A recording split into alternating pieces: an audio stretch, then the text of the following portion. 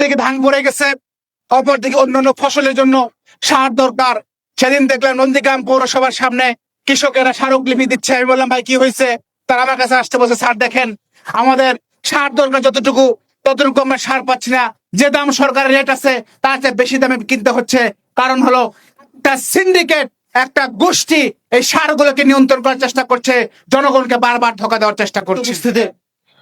আমাদের প্রতিটা দিনে বিভিন্ন এলাকাগুলোতে দেখলাম একে বর্ষাকাল শুরু হয়েছে, লোকজন কিছু লাভের জন্য ঈদের পরিকল্পনা করে, রোজার পরিকল্পনা গরু পালা শুরু করছে, সেই গরুগুলো চুরি করা শুরু হয়ে গেছে।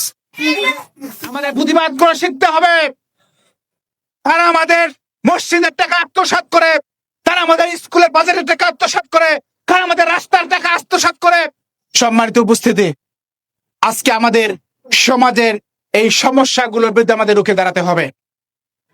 এই সমস্যার যদি আমরা